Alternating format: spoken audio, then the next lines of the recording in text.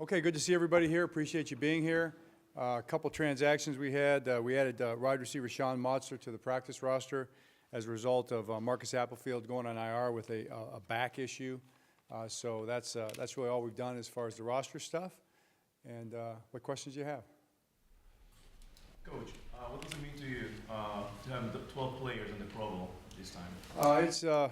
We're very proud of it. You know, I talked to the guys about it yesterday, and it's like all these individual awards in the ultimate team sport. It really is a team honor, you know, and I know our guys feel that way about it. I know I feel that way about it. You take pride in it as a coach, and I know the teammates take pride in it because, you know, it's football, and everybody works together. So we feel good about that, and you know, high five to those guys, and we're moving forward. Coach, I see you got your order in early because it's sold out now. Oh, yeah, thank you. Lamar got me that, huh? So we appreciate it. He got us all that. That was way back when. It also is the warmest sweatshirt that we have. So for all those out there that didn't get one, you're missing out on a real warm sweatshirt.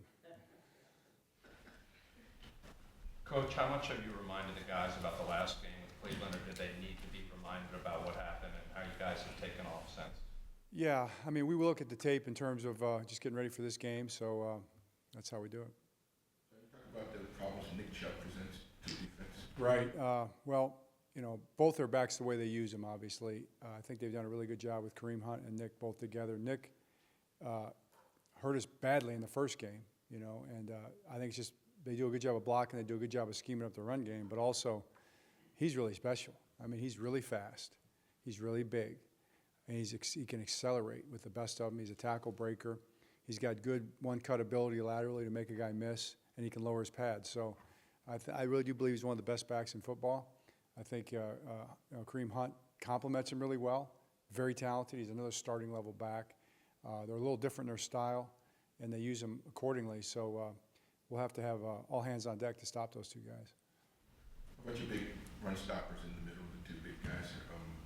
Do you think they've played this year? Were you surprised that none of those guys made the Pro Bowl? They had a number of guys on the team. But still. Right. Well, I think Michael made it as a first alternate maybe, and I think they were both alternates, weren't they?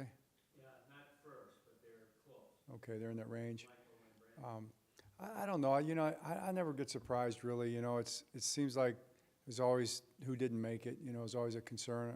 I would have voted for him. You know, if you're allowed to vote for your own guys. I don't think you are allowed to vote for your own guys, are you? Because you know, it's not like voting for a president or something. But yeah, I'd have voted for him. John, this year, you've always been very good on the road, but this year it's exceptionally well on the road. Is it more than just having to have success on the road? Is it more than just having a really good team to play on the road, or does it go beyond that? Well, it goes to how you play on the road. You know, I mean, so all that goes into it, but the bottom line is how you play. So there's a lot of factors that go into how you play. How good you are is a big part of that for sure. But yes, it's more than that. You know, you've got to go out and actually do it.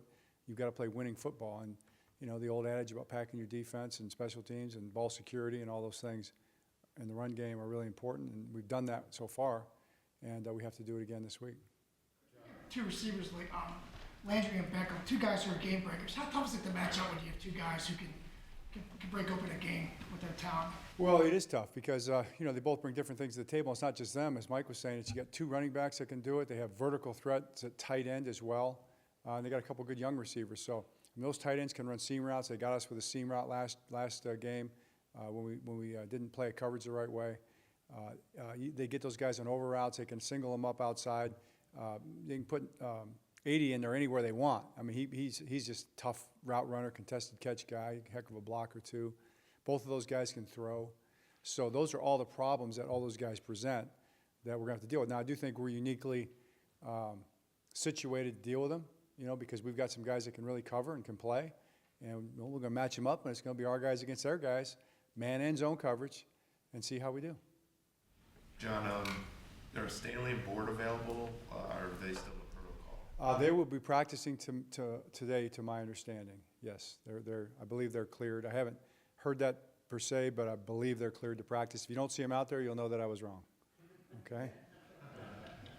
Do you like the fact that football, plays out the way it plays out, and the fact that I know you have bigger fish to fry, but the pundits, to use your word, were predicting Cleveland to win the division, to go on maybe to the Super Bowl this year. And the way things have turned out is you guys have ended up winning the division and just taking care of your own business, keeping your heads down. Is there something to be said about not listening to all the outside noise?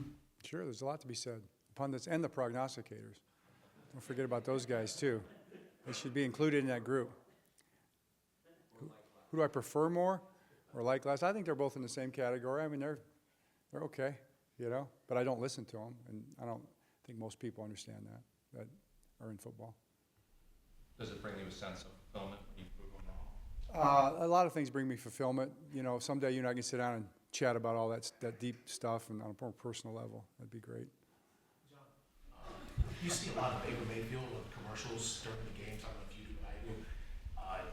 If Lamar was approached to do a bunch of commercials, would he have to clear that with you, or is that something he can do on his own? I haven't even thought about that. That's a really good question, probably, for the off season, and maybe we'll give that some thought because I assume that'll probably come up. But right now, we're just thinking about the Browns. When you look back at that Week 4 matchup with Cleveland, I think Chubb went for 160 plus on the ground. Was it the middle part of the defense that needed cleaning up that day? Was it the front? What do you see? Well, I think 80 some of it were the one run on the toss, pin and pull sweep.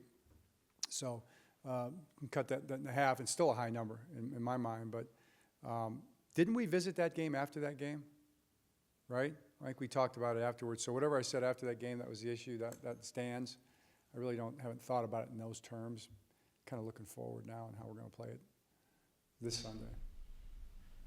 John, I imagine some teams maybe take for granted the backup quarterback, but for RG3 to be the QB that is on that look squad and able to imitate so many opposing quarterbacks, just how useful has he been for you guys? Oh, he's been great. Yeah, I mean, I think that's a great point.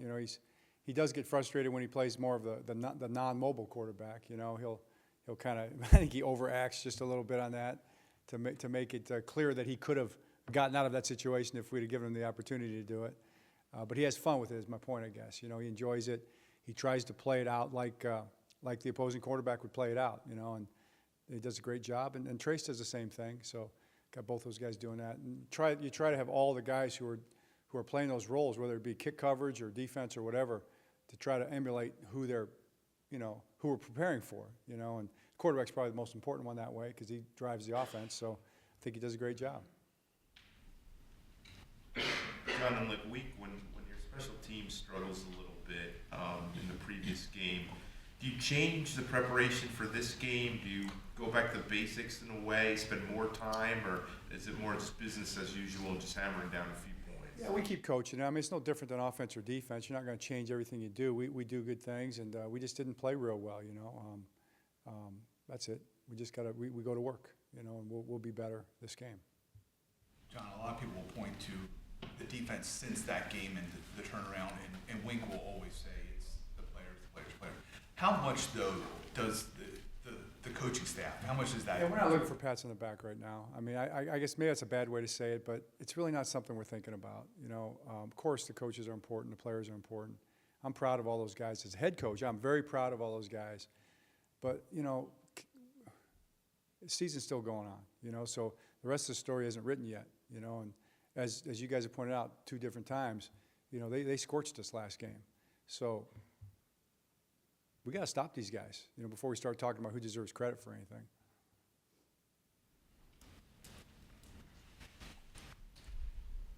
Good? All said. Great. Thanks. Okay. See you guys.